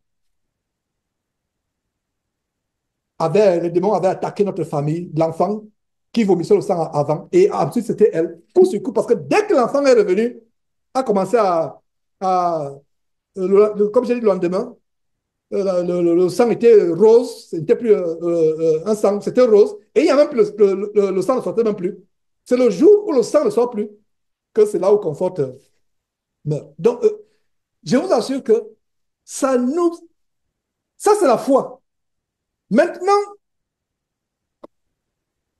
Il faut avoir cette agressivité dans la foi. Demandons à Dieu la foi. Et la foi, c'est un don. S'il vous plaît, en fait, je n'ai pas dit cela pour qu'on ait maintenant une autre opinion de moi. Pour qu'on pense que j'ai des pouvoirs surnaturels que les autres n'ont pas. S'il vous plaît, ce n'est pas le but de ce témoignage. Ce n'est pas le but. Le but, c'est quoi? C'est pour vous montrer à quel point nous sommes conscients de la puissance de Dieu. Et ma prière, c'est que vous soyez conscients de la puissance de Dieu. De la puissance de Dieu. Il nous reste 15 minutes pour finir cet enseignement. Que nous soyons conscients de la puissance de Dieu. Que nous soyons conscients que quand Dieu est pour nous, personne ne peut être. Notre foi doit être une foi comme la foi d'un enfant. Frère en Christ, demande à Dieu cette foi. Demande à Dieu cette assurance. C'est-à-dire que s'il fallait même, et à ce démon-là, tu as dit que j'ai répondu à ce démon. Il me parlait, c'est-à-dire que tu sens la voix. Ce n'était pas une voix audible comme je vous parle actuellement. Mais à un moment, je ne sais pas si quelqu'un a déjà expérimenté cela. Tu sens quelque... Non, l'oppression. Non, regarde, regarde. Elle est morte. Tu seras en prison. J'ai dit, c'est pas grave. La prison pour moi n'est pas. Et dans mon cas, il dit que en prison, je vais enseigner les prisonniers. Ah, il va enseigner les prisonniers en prison. Il va enseigner les prisonniers. Parce que Satan ne veut pas que les gens se convertissent. Je ne sais pas si c'est ça qui a fait peur pour qu'il lâche. Il dit que dans l'esprit de mort, là, non, on lâche, on part. Ah, il va enseigner les prisonniers en prison. Il dit que non, la prison ne fait pas peur. La prison ne me fait pas peur. Parce qu'en prison, en prison même, oh là là, Jésus-Christ TV, c'est vraiment pas. Matin, midi, soir, on va veiller. Matin, midi, soir, on va veiller. Matin, midi, soir. On va chanter les cantiques, on va veiller, on va chanter. Non, ce ne sera même pas une prison. Même les prisonniers, les gardiens de prison, ils vont dire qu'on n'a jamais eu une expérience comme cela. Ça veut dire que la prison sera une église. Une église. En fait, je serai dans une église bâtiment pour la première fois. Ce sera l'église bâtiment. Ça veut dire que matin, midi, soir, on chante les cantiques. Le zèle, non, le zèle là sera un zèle, tu ne peux même pas.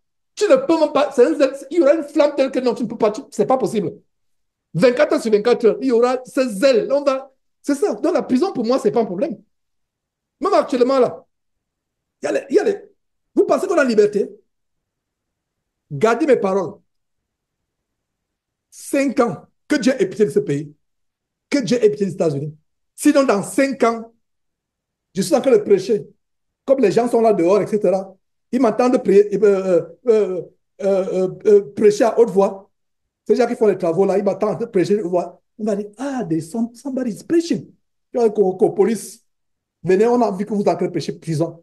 Je vous dis, mes frères, marquez mes paroles si je suis encore en vie ou si le Seigneur ne vit ne fait pas. Si Dieu n'a pas pitié des États-Unis, je vous donne, nous sommes en quelle année là? Nous sommes en 2024, 2029, disons en 2030. Que Dieu ait pitié. C'est pour ça que prions pour nos pays. Pire encore, vous qui êtes en Europe, que tu parles même de Christ comme ça, tu es en prison. Donc, la prison pour nous, c'est derrière. Donc, j'ai fait cette parenthèse pour dire que mes frères, soyons courageux. Donc, je suis parti de l'esprit d'épilepsie. L'épilepsie, ce n'est rien. Commençons à exercer le pouvoir que nous avons en Christ Jésus. Je conclue encore en disant que ça ne veut dire pas que si vous êtes parti à l'hôpital, vous avez péché. Il y a des situations où Dieu peut vous inspirer l'hôpital.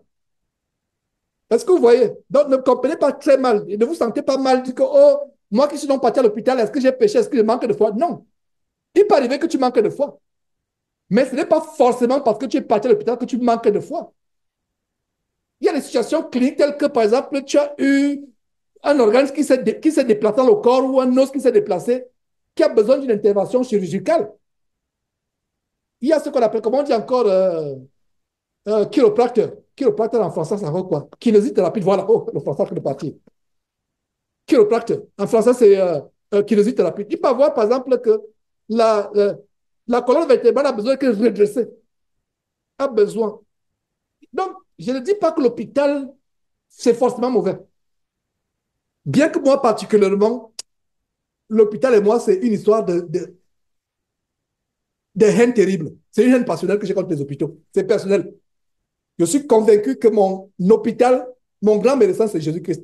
Mais, est-ce que si un de nos enfants a un problème, on l'amène à l'hôpital, est-ce qu'on a péché?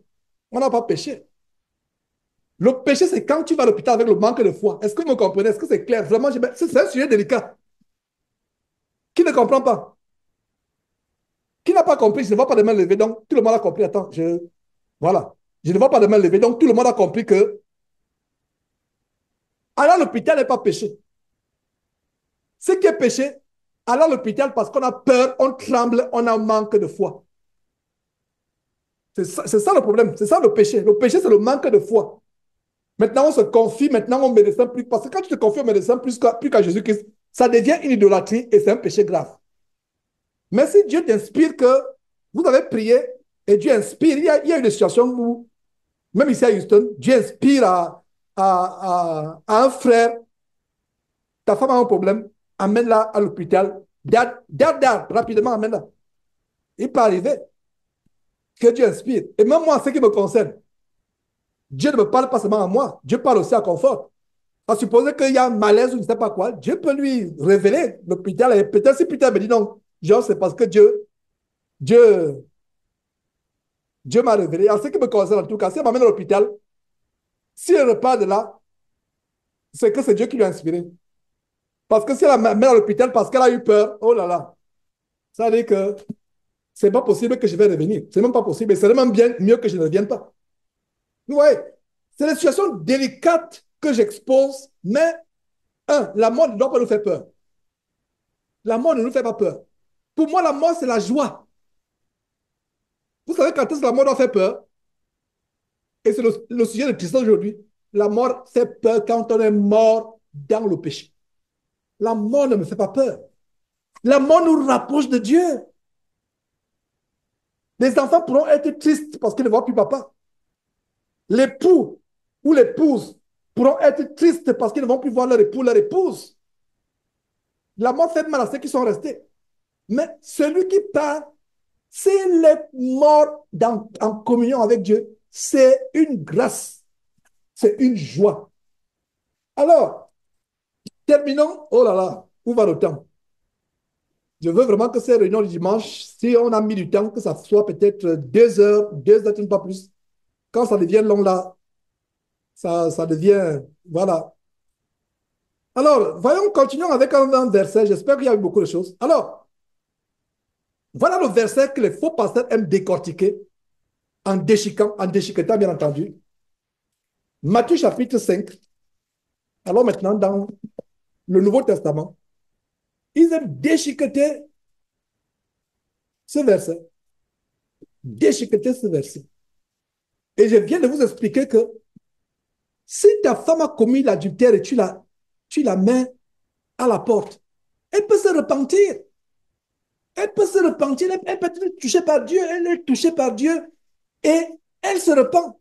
Et si elle est touchée par Dieu, la première chose qu'elle fait, oh, j'ai commis un péché abominable contre Dieu et contre mon mari. Elle va courir vers le mari. Dit que elle va se prosterner, elle va se mettre à genoux. Le mari, s'il est un mari vraiment affaibli dans la foi, va dire, oh, cher époux, tu n'as pas besoin de te mettre à genoux. Relève-toi. C'est pour un jour comme aujourd'hui là que je priais. Relève-toi, tu n'as pas besoin de t'agenouiller devant moi. Je priais Dieu pour que Dieu te délivre, pour que Dieu t'accorde le don de la repentance. Et je vois aujourd'hui que Dieu t'a accordé le, le, le don de la repentance. Donc, tu m'as trompé par le passé, c'est vrai. Mais aujourd'hui, Dieu t'a pardonné. Et si Dieu te pardonne, qui suis-je moi pour ne pas te pardonner? Alors, chère épouse, viens ici, viens, je vais te faire une embrassade. Maintenant, si la chère épouse vient, Adeline Koumbaye maintenant dans la maison, je ne sais pas. Ou Bissogo, Catherine dans la maison. Hein? Ça veut dire qu'il y a un problème, n'est-ce pas? C'est un problème. Si elle vient en courant, elle s'est repentie, toi, elle dit, tu me parlais de l'évangile, je te trompais, je ne comprenais pas l'évangile. Maintenant, je te trompais. Après, tu vas dire que tu sais quoi. Ah, il y a Sophie euh, Montpellier qui est là derrière. Je ne peux plus, il n'y a plus rien. Ah, et tu es chrétien. Là, je viens de me mettre avec Sophie Montpellier. Il n'y a plus rien. Ah, comment ça va se passer? Est-ce que vous voyez comment c'est? Dieu est Dieu. Nous, les hommes, nous sommes d'une, comme on dit au Gabon, nous sommes d'une BTT, frère du Canada ou de France, excusez, il y a les mots français africains qui sont vraiment tellement forts que, je ne sais pas si on dit BTT en français, mais en français africain, ça se dit. C'est tellement fort que nous, les hommes, on est d'une BTT, on pense corriger Dieu. Vous voyez donc les bienfaits. En fait, même s'il y a divorce, là, dès que si ta femme dit qu'elle est partie, il y a un frère bien-aimé, je ne sais pas s'il y a une frère bien-aimé parmi nous, un frère qui craint Dieu. Lui-même, s'il ne parle pas, je ne parlerai pas. Un frère qui craint Dieu parmi nous. Il a eu une réunion avec les frères dernièrement. Je n'ai pas pu assister à la réunion. Ça fait bien partie. Un frère parmi nous, merveilleux frère, il craint Dieu, il fait un effort. Ça fait bien partie. Il y a quelques semaines, là, ça fait partie. Il a fait une réunion. Je n'ai pas pu être dans la réunion. J'ai dit au frère, il y a quelques frères ici qui étaient à cette réunion-là. Mais lui et moi, on a parlé après la réunion, je ne pouvais pas être. C'était un samedi ou un dimanche. J'étais tellement pris, je ne pouvais pas être. Il pleure, il aime sa femme, il pleure, il a fait l'erreur de se marier étant incroyant. Il aime sa femme, il aime ses enfants, il est un bon frère de famille. C'est-à-dire que, oh, le diable nous est un bon père de famille. Ce frère-là, son nom est sur ma langue, mais ça ne sortira pas. Un bon père de famille, un bon mari, un frère qui craint Dieu, un merveilleux frère. La femme est partie. La femme dit que quoi, cette histoire-là? Mes enfants, il n'y a pas Noël, il n'y a pas anniversaire, il n'y a. Ah, non, non, non. Elle est partie prendre sa chambre. Elle est en Europe là-bas, avec le frère. En Europe, je ne sais même pas le pays exact. Elle est en Europe. Elle est partie. Le frère, le frère, imaginez-vous un frère qui craint Dieu, qui est tellement. Un frère intègre, qui se met à pleurer au téléphone, ça vous déchire le cœur. Ce frère ne peut pas se remarier. La seule chose que ce frère peut faire, c'est de prier pour cette femme qui est partie. Maintenant, si cette femme qui est partie revient et trouve que le frère est marié, ce qui n'est même pas le cas, si le frère, il tente même, oh là là, non, je vais dire frère, si j'entends même que tu regardes une salle à côté, tu ne vas même plus rien. Parce que je te pose standard, c'est un frère, c'est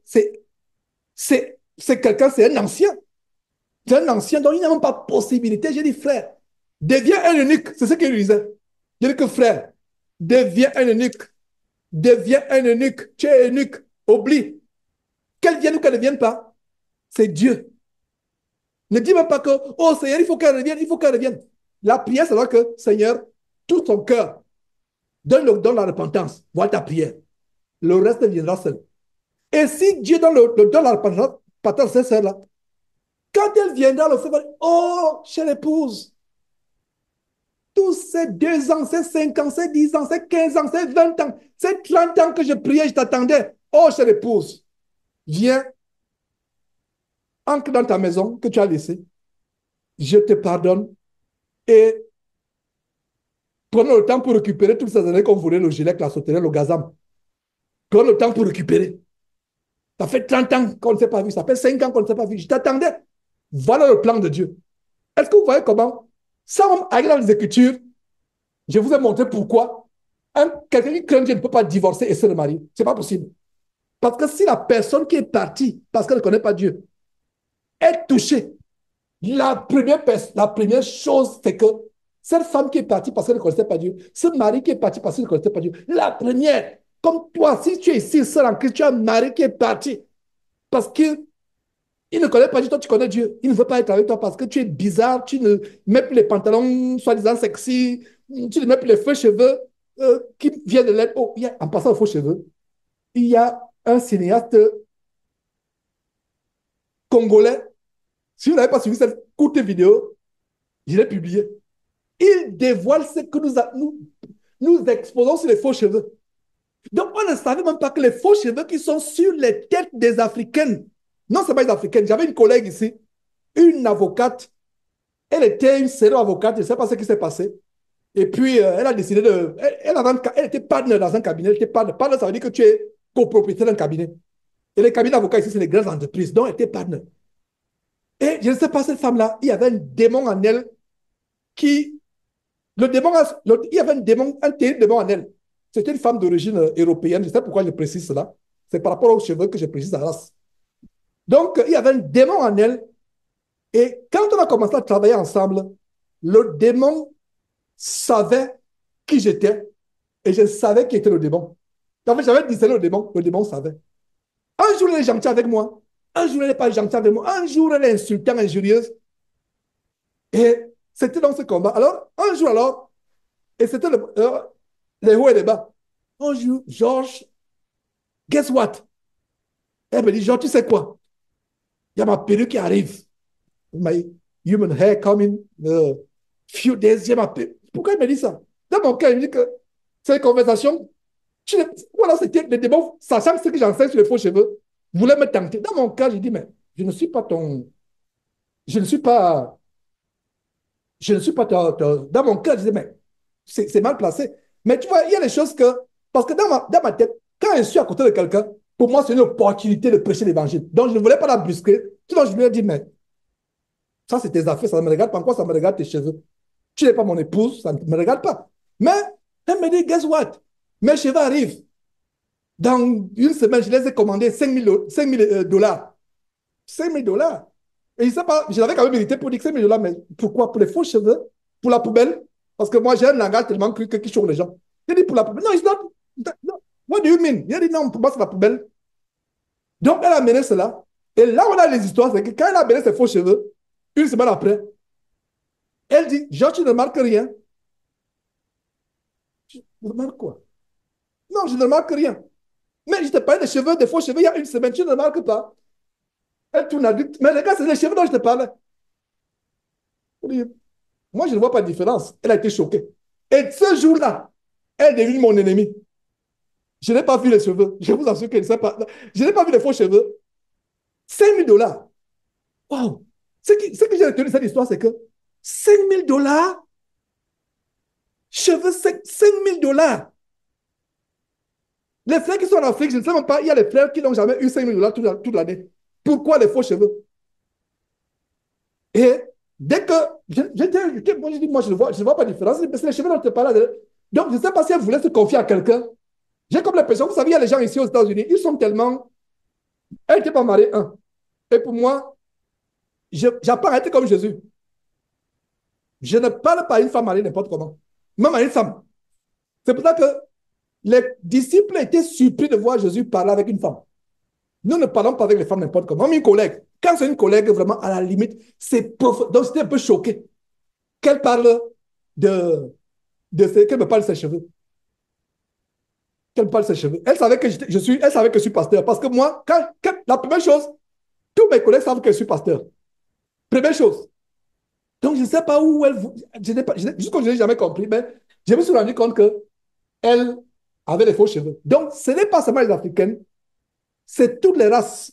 Parce qu'il semble que les Indiens ont une texture, soi-disant, de cheveux particulière que toutes les autres races n'ont pas. Il semble que c'est. Je ne sais pas ce que c'est de spécial dans les cheveux des Indiennes que les autres n'ont pas. Alors, ce Congolais-là, c'est un cinéaste qui est parti là-bas pour tourner les films, pour sélectionner les gens. Lui-même, il m'engarde. Il dit quoi? Dans les morgues. Dans les morgues. Donc, les cheveux des morgues, là, on coupe les cheveux. C'est ce qui atterrit sur. Eh, sœur, si tu as eu ça sur la tête. Je me rappelle, il y a un frère, il y a des années, un frère ici, il y a 10 ans. Un frère me dit, Georges, je veux m'engager dans le business des faux cheveux. Ça m'a tellement choqué que j'ai dit, frère. Il dit, quoi? Mais il me dit, frère, j'ai dit, c'est un business. C'est un frère entrepreneur. Il n'est pas mauvais d'être entrepreneur, mais c'est dangereux quand il n'y a pas de limite. L'amour de l'argent est mauvais. Parce que j'avais l'impression qu'il voulait s'engager dans cette affaire. Il dit, non, comment tu peux t'engager? Ça, c'est la folie, ne fais pas ça. Je ne sais pas s'il m'a compris. Bref. Non seulement cela, il y a un détail qu'il ne savait pas, c'est que depuis ces années, il y a un détail que ce Congolais, c'est une petite vidéo qui a été postée il y a quelques jours. Vous qui êtes sur Facebook ou sur YouTube, c'est une vidéo récente de 4 minutes environ. Ce qui m'a choqué, c'est que parmi ces cheveux-là, la plupart viennent des cérémonies de désenvoûtement. Donc, quand on te désenvoûte, on rase les cheveux et on envoie les démons sur ces cheveux. C'est pour ça que vous voyez, Selon ce que le monsieur dit, le démon maintenant, tu es là dans une assemblée église, dimanche, l'épaule commence à bouger seule. Ou bien tu commences à te gratter bizarrement, tu commences à te gratter, tu n'arrives même pas, tu te grattes. Si tu te grattes, c'est qu'il n'y a aucun produit chimique. Ces poux-là, les poux qui sont les cadavres, aucun produit chimique ne peut les tuer. Donc, c'est la poubelle. Donc, quand j'avais parlé de la collègue poubelle, non, pour moi, c'est la poubelle, c'est fake. J'ai parlé vraiment comme un enfant naturellement. Je dis que non, pour moi, c'est la poubelle, c'est pas naturel. Effectivement. Et la plupart des sœurs, ça, je ne veux pas que tu aies dans la main. Je ne sais pas s'il y a une seule sœur ici qui n'a pas mis ces choses. Si tu n'as pas mis ça, c'est parce que tu n'as pas les moyens, parce que ça coûte cher. Presque tout le monde ici, mettez ça. Maintenant, si tu as ça, mets ça à la poubelle. Surtout vous qui êtes sur Facebook actuellement. Si tu as ça, mettez ça à la poubelle. Mettez ça à la poubelle. Vous voyez comment, sans aller dans les Écritures, je viens de vous démontrer pourquoi quelqu'un qui est marié ne peut plus se remarier du vivant. Est-ce que j'ai même besoin encore de continuer? Je n'ai pas besoin de continuer. Je viens de vous démontrer que quelqu'un qui est divorcé, s'il craint Dieu, ne peut pas se remarier. Pourquoi? Parce que ce que nous voulons, c'est que la personne qui est partie, soit par adultère, soit parce que le mari était violent, toi qui es resté femme, toi qui es resté homme, qu'est-ce que, qu'est-ce que tu attends? Tu attends à ce que l'autre puisse se repentir. Même si il faut que tu attendes 1 an, 2 ans, 3 ans, 30 ans, tu vas attendre. Je n'ai plus rien à dire là-dessus. Je n'ai plus rien à dire. Sinon que je vais passer la parole à quelques intervenants. Prenons encore, disons, environ 15 minutes